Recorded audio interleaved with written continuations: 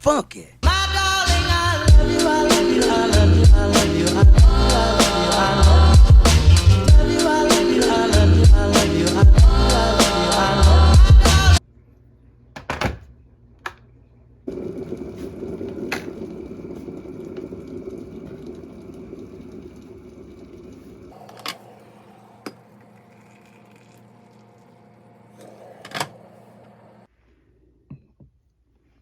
Hello everyone! I have been wanting to film this video for so long. I have been kind of thinking about it my entire pregnancy. I had filmed little clips here and there, which I'm going to add to this footage just to kind of elaborate better and kind of give a better picture of what I'm talking about. But there were two things kind of stopping me. Number one, my first trimester was kind of miserable. And so I didn't really have the luxury of feeling well enough to film and feeling like I had enough energy to. So I kind of took as much rest as I could. The other thing is, it's a very personal video. It's very vulnerable to be sharing everything from this journey because there was a lot to getting to where I am now. I'm currently almost 38 weeks pregnant, but there was a lot of backstory and just trying to kind of process what that was like and be able to talk about it in a video took me a little time to work up to. So I am a little nervous to film this video, but I'm also excited to kind of share this and to look back on it. I wanted to start with talking about our trying to conceive journey because that kind of started a little bit before we actually got pregnant. I would say that our journey to trying to conceive kind of started in the summer of 2020. I was having a lot of trouble with my period. I had also started a burnout leave at the beginning of 2020 because I was under a lot of stress. And I felt like at the time, the stress was impacting my cycles.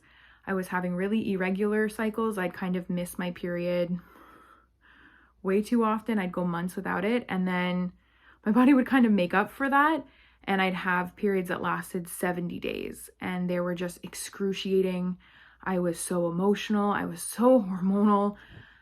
It was like a roller coaster and it was not a fun one to be on. I had been in and out of the ER so many times because I was anemic.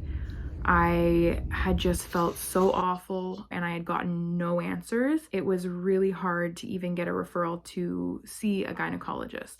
It wasn't until I had a period that lasted almost 100 days that I finally got a referral to see a OBGYN. So I took my referral and I called the clinic and I made an appointment, and I literally could have been connected with any one of the doctors there, but I feel like I got so lucky because the doctor I got connected there is actually the doctor who's been following me my entire pregnancy. So I've known her for like over a year and a half now. So when I first saw her in the clinic, she wanted to really just see where I was and how things were at that moment. So I had gone to do more blood work for her and I did another ultrasound. And when I went back to see her, I'm waiting in my car to go into my second gynecology appointment and I'm nervous. I think I'm more nervous than I should be, but it's the first appointment that I'll be to since being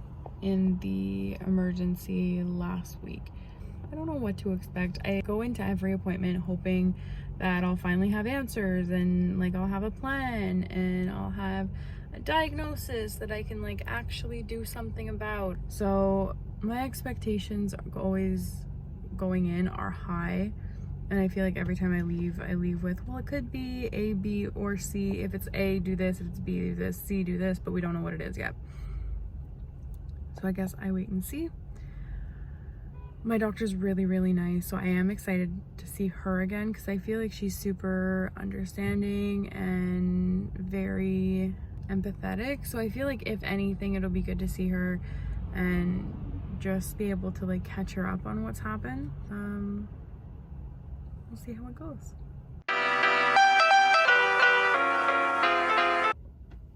Okay, so I just left the gynecologist appointment. I'm back in my car, same place that I was before, And honestly, I feel like I got more answers than I was expecting to. She looked at my blood work, she looked at the ultrasound that I had gotten done a couple weeks ago, and she looked at the results from when I was in emergency, and she said that I don't have any cysts or polyps or anything or follicles or whatever would be there, but my blood work is suggestive of PCOS. Wow, this just got personal. So she gave me a medication to try and stop the bleeding. I have to take it multiple times a day for the first week and a bit, and then I go down to like a very small dosage of it for another month. And if that doesn't stop, then I call the clinic and we have a follow-up and we do what we have to do. But for now, it's more looking like if I take this, the bleeding will stop, and hopefully I can come to a place where my period would be more manageable. She kind of let me lead from there in what I thought was most realistic for me and my lifestyle and what I needed. And I'm definitely not one to say no to medication. Like, I wasn't against the idea of taking medication, but I just knew there were other things that I wanted to try first. I also told her that birth control wasn't something that I was interested in. At the time, Alex and I had talked about wanting to conceive and wanted to start trying for a family.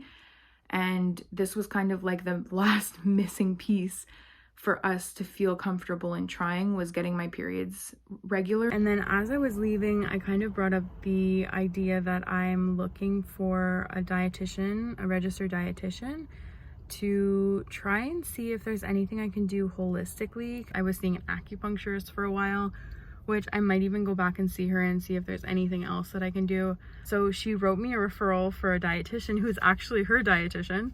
I was also under so much stress at the time, and it was definitely affecting my hormones. It was definitely affecting just how I felt emotionally. And so I started going to therapy and kind of working through some of those things. And I had an amazing therapist. I had an amazing nutritionist. I had this amazing rock star OBGYN. And I had this amazing acupuncturist. So I felt like I was so surrounded by these amazing women who were really helping me kind of like start this like self-love journey and like taking better care of myself. And I had been on a wait list for a GP for forever. And around this time, I also got our GP. I had an appointment, my first appointment with my family doctor, which honestly, I've been on a wait list for about a year. So I was very excited to finally get to talk to her and like kind of update her on everything that's been going on.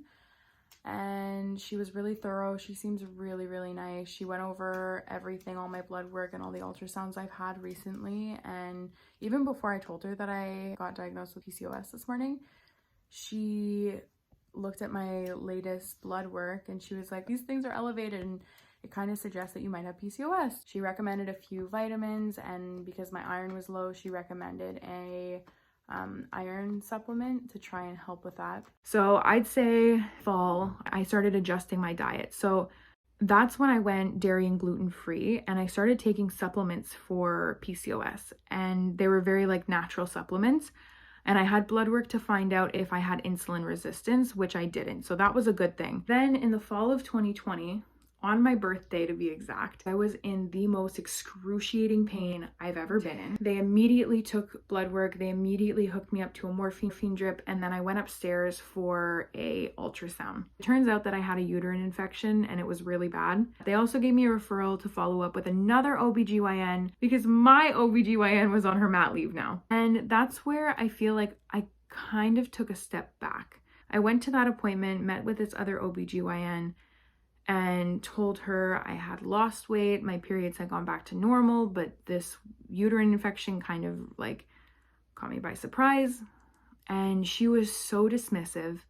She wrote me a prescription for birth control and told me I was doing the wrong things, that it wasn't going to work, that I had to lose a significant amount of weight, that it was dangerous for me. I left so disappointed. I was so discouraged. I was so upset.